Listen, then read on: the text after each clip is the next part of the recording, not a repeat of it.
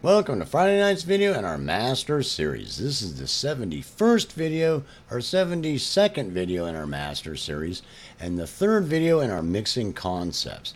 In the last video, we talked about blending and or preserving instrument identity in your mix, and those are huge concepts that you want to get used to using and develop your ability to do that well.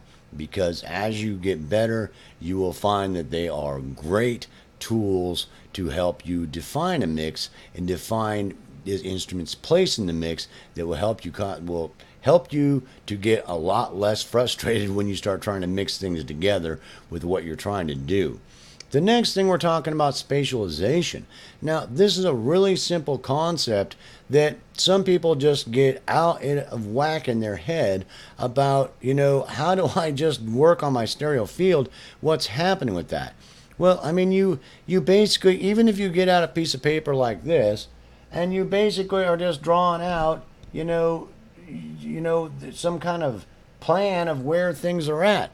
It's really simple because once you understand, you write out things where your instrument's going to be, what's out front, what's back behind it, where they're at in the panning of your production. And a lot of times that will be you have to readjust that whole thing at different sections. You might have your get lucky, you got a pop song or a rock song that you've got all the same instruments on every section and part, on the verse, on the chorus, on the bridge, on the lead, and you've got the same instruments. But that doesn't always be the case, especially in a really good production that's really thought out well, that you will have some instruments in some sections and some instruments and not in some sections. And so you have to reevaluate where they're at, where their panning is, where their depth is at, what the relationship is to the other instruments, so that at every section, transition, break, and movement, that everything sounds well thought out and well put together, which sounds very complicated, and it is. That's why that, sometimes producers, mixing engineers, and it's a complicated job, to do well. So, basically writing things out where they're at in the stereo field and giving them a home, even in very simple productions, that it's very pertinent. So that, when you're doing the production, let's say that here's an example. Now, I've written this out that, I've got my front vocalist here, I've got my guitar player over here on the left, I've got my bass player over here on the right, I've got my pad synth player over here, and I've got my keyboardist over here, or my saxophone player, or whatever. I've got my drummer sitting here with his kick drum, the crash, they're both centered. I've got the hi-hat off to one side, the snare off to the other side, and I've got my tom set there, that in the production that these toms might get moved back, overlaid on top of these, so they're all basically at the same depth, very little depth between them. But a little bit of delay on each one of those to, from one to the other that we talked about, that there's a little bit of a delay between this bass drum and this snare drum to help give it a little bit of depth. And you can do the same thing with the toms. Even a millisecond or a few milliseconds adds a little bit of depth and more lifelike sound, that there's actually depth in the drum, kit itself. And I hope that makes sense. That'll make a little more sense when we get into a little bit more depth concepts in the next few videos, that you can apply that just to a drum kit also and add a lot more depth to it. It may not seem like much, but every little bit of it helps it to sound more like it normally would. So this concept's really simple. Just drawing it out, even on a piece of paper or something like this, and really laying out where things are going to be for all the different movements and transitions and breaks in your production to really, set it up well so you're doing a good job. Another concept of this is your closeness. I'll give you an example. That let's say that I'm in here. Now, if I'm up really close to the stage here, right center, and I'm up really close, it's going to seem like this contrabass and this violin over here are way far right and left. Way far right and left. They're going to seem like they're the speakers are almost on either side of my head. I'm coming in closer. So the concept is you've got those two speakers that are stereo. The closer you come into it, the farther apart they're going to seem. So that if you're sitting farther back in the audience, the closer those are going to come together and the less separation they're going to have, the whole composition is going to have between right and left. And the closer you get to it, the farther that separation is. That's a huge concept. The basic concept that you understand that is a mixing concept, and a reality that you can apply that concept to things are got more stereo field and they're farther outright. There's more layers as far as how far right and left things are, depending on how close you are to the production. Does that make sense? And it's a complicated concept that you really need to think about. In some productions, it might be very pertinent, and sometimes it's not. You'll be like, why would I worry about that? No, it's a pop production, and I'm like, the speakers are there, and, this is how close I am to the production where my speakers are at. I'm not farther away or anything like that, but the problem is that it can cause you an issue when you start working on your stereo field. How far right is this? How far left of that? Or how far closer are you bringing them together to make things sound closer together, that there's not a huge, space between this, bass player and this keyboard synth that you got going on here, that there isn't that much depth to it. They're a lot closer together because you're farther back from the production, so everything sounds a little bit closer together. It's a huge concept that is a viable concept that you can apply in mixing. So really sit down and think about what that means and start experimenting with that. Experiment. I'm really close to my speakers, or I'm really close to production, or I'm farther back. That means everything's going to come in closer. That means I've got less panning to deal with. Things are going to be closer together. Does that make sense? It's a huge concept to really get into your head. The next concept we wanted to talk about is subdividing your space. So basically, the really simple concept will deal with decibel levels. You've got the front vocalist. Your mix is going to get down to -3 dB, so you got a little bit of headroom. So the front vocalist, he's going to be peaking out at -3 dB, where the median is going to be right around there, whereas these guys here are going to be back a little farther. So you're going to be bringing both those levels down maybe a dB, maybe a half a dB, defining those multiples of how far back.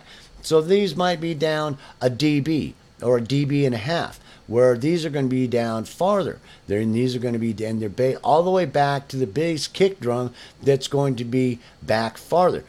This concept can get a little bit confusing, because a lot of times that as you start fussing with this, that you're really not understanding how not big of a step it is. That the decibel level between this front vocal and this back kick drum, or this snare, or this hi-hat, isn't that much. It really isn't that much of a separation. But you set up multiples of it to where this is at such and such a level, and then you've got levels. This is the next level, this is the next level, this is the next level back in here, the drum kit. Somewhere, because most of the time, that most of the drum kit's not going to be at a bunch of different levels. So you probably see it as one thing. That's only, you're doing 1, 2, 3, 4 different levels basically. So between front to back, you've got 4 different levels to try to add how much depth. Does that make sense? Now you can expand upon this or bring it in closer, or however you want, between how close, how scrunched up they are together, or how much space you give them. Does that make sense? But every little bit helps in your spatialization, and it's a huge concept for you to practice with and experiment with. That you're going to start out that level, and then you're going to subdivide these other 4 levels or other 3 levels into a certain amount of spacing, and experiment with how much of that sounds good. And it can be different with different productions, and you might have 5 or 6 different levels. Does that make sense? You might also have a sax player and a pad keyboard player back in the background here before the drum player. And you might actually want the drum player to sound like the drums to sound like they're a little bit louder. Then it's going to sound like the keyboard player, the pad synth player is back here, and the saxophone player is actually doing fills way back here, actually behind the drummer. Where on the stage it might not look like they're behind the drummer, they're up here standing over here somewhere or standing over here, but basically their levels you want them to be perceived as back here. Does that make sense? So that's a visual auditory conundrum that, you know, visually you're going to have to write it out a little different than it would actually look, you know, auditorily. Does that make sense? Because of your tricking it with decibel levels and turning their volume up and down. But it's a huge concept to start working on your levels and figuring out multiplying your levels or subdividing your levels into different areas. And those concepts are huge that you really need to experiment with as a mixing concept of getting that worked out, of figuring out what is this level, what is the level behind it, what is the level behind it. I know the saxophone player is standing here, and I know that pad player is playing here, but I really want them to sound like they're back here, even behind the drummer, that they're pretty quiet back and they're doing this fill thing. And their levels are going to be less than this. By how much? How much less is really going to work, and really start experimenting with that. And the next thing is pannings. Subdividing your pannings, that you've got this panned off to so much right, to so much right, to so much right, to center, to so much left, to so much left, to so much left. That is equal multiples that go far right and far left, and equal multiples coming in to center that you have to place the instruments that you're working with. So everybody has their own place in the panning, so that nothing's left out. The more instruments you have, the more multiples or subdividing you're going to do, to 0 going out, to 10 going either way, right and left. And subdividing those so they're equal across there, so everything has its own space, so that you can put everything in its own space. So those are the next concepts you really need to work on, really need to take into consideration, make some notes about, and experiment, because those are some of the next biggest tools you have to work with that are mixing concepts that are really going to help you define where things are on in your mix as far as, you know, your stereo field. So I hope you really take those concepts into consideration, really think about subdividing those things and dealing with the things we talked about, and implementing them and trying to relate those and see how they're going to work in different productions and how they sound on things you might have. Get some practice mixes and start experimenting with that, of, you know, where you're going to put things and how much you can subdivide things, how close you can put things, how much you can spread them out, and, you know, to make it sound as good as possible.